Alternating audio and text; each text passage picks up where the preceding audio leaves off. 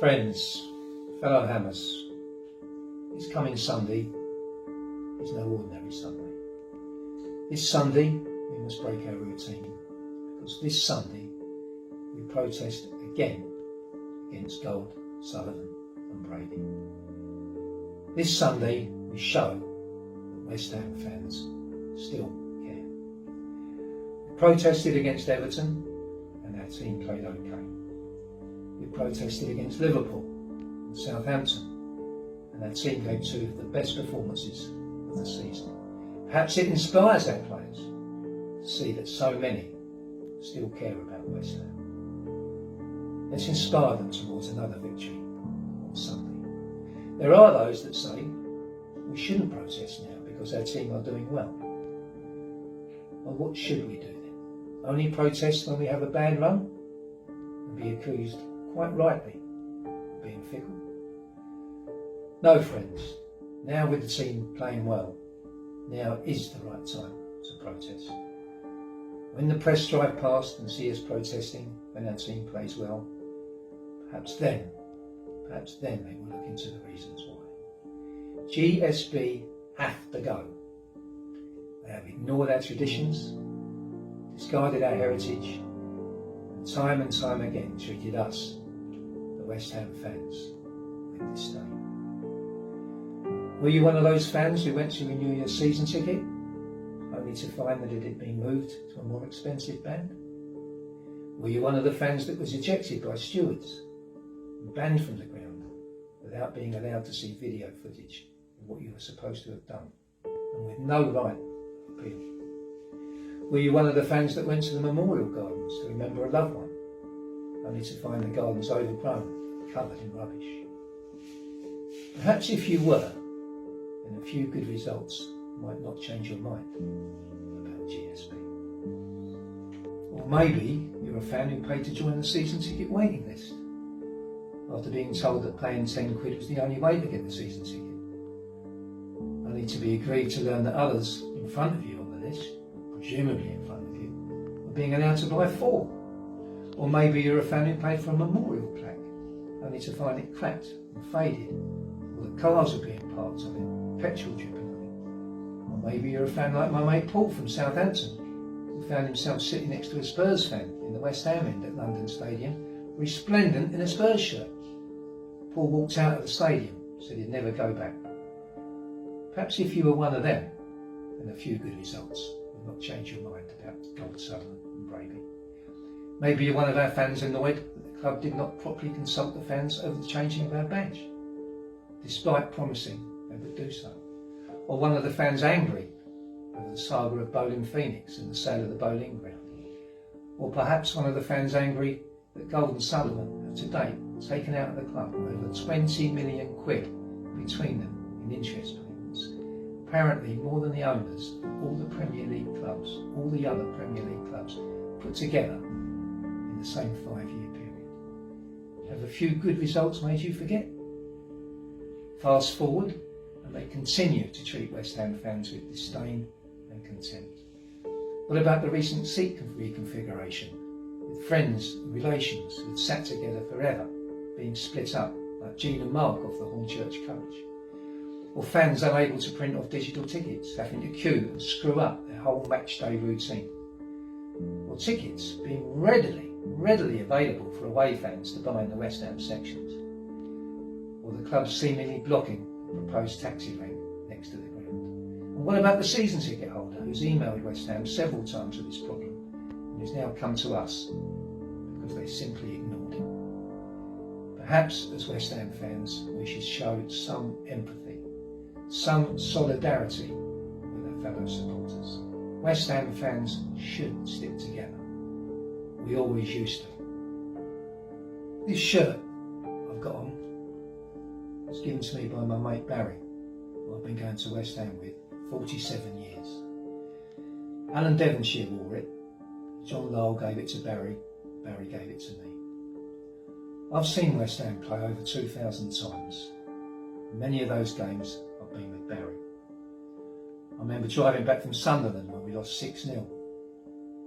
When we parked the car right outside the Kipex in Manchester when we were lucky to escape with our lives. And I can never forget the weekend we had in Aberdeen watching the Hammers in the pre-season tournament. Barry doesn't go to West Ham anymore. He's one of the thousands of old school who have walked away. He will once again stand shoulder to shoulder with me on Sunday. So will Richie and Sharon and Bob Street, who've been going longer than me. He used to go with Bimbo, God rest his soul, to the far northern games on the coach that used to leave the Bowl Inn at midnight. Thanks to GSB, they've packed it in too, but they will be there shoulder to shoulder with us on Sunday. And Lee, who is filming this, I've been going to football with Lee for a mere 44 years, as he is younger than me. Lee was also at Aberdeen. His granddad was at Wembley in 1923. His dad and uncles in 64 and 65. And Lee himself in 1975 and 1980. His family goes back generations in Oxford Avenue, East Ham, a couple of 100 yards from the old South. Lee tells me he will stand shoulder to shoulder with us on Sunday, not just for himself, but for generations of his family no longer with us. What of our heritage? Where is the history of our great club? We know they auctioned much of it off. Where is the rest? Where are Sir Geoff Hurst's medals? Where is the West Ham United Museum? Only recently we saw their scant regard for our history and the giant crest was found. The club turned down the chance to buy it. The West Ham supporters themselves rallying round to buy it. Where is our supporters club? We have West Ham supporters doing a great job making the best of the rented premises. And I believe that after the move, West Ham did give them some sort of sponsorship. But where is the claret and blue carpet, the claret and blue curtains, and the memorabilia? The club was offered the option of a premises at the time of the move, but declined because of the cost. And what of the greatest stadium migration in history?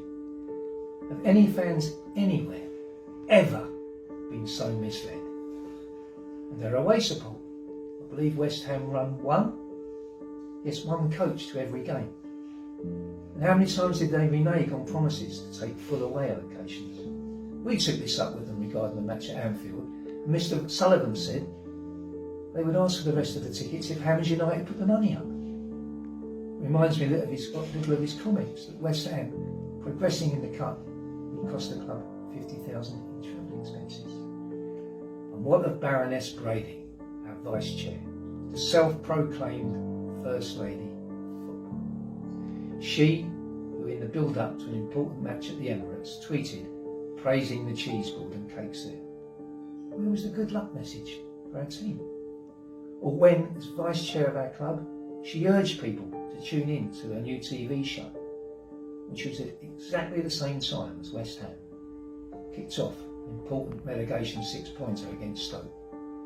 She, who apparently claims that a West Ham supporter from overseas who has never seen a match is as important as a long-term season ticket holder. She, who boasted the most successful stadium migration in history, and that we would have a world-class team for a world-class stadium. She, who seemingly must be obeyed. She, who has shamelessly embarrassed our club in her newspaper column. Should we forgive the Baroness on the back of a few good results? Friends, there is no trust in these owners. No amount of our team winning can bring back the trust. There is no way back. GSB have to go. Some may be fickle. Some may say that everything is made good because our team is playing well. But there are those of us West Ham supporters that value principles and pride. We remember the thousands who went every week through 5 relegations, who have walked away no longer feeling an attachment to the club. We remember those no longer with us, who we travelled the length and breadth of the country with. We remember Bimbo, Irish John, Dennis Lepine and John Steer. What would they think of us if we compromised their principles on the back of a few good results? No, friends, we have been shit on from a great height. We will not forget. We will not compromise ourselves on the back of a few good results.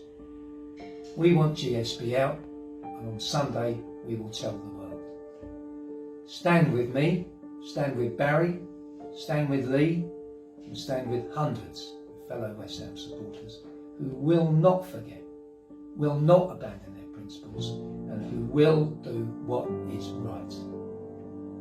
Marshgate Lane to the director's entrance, 12 o'clock onwards Sunday.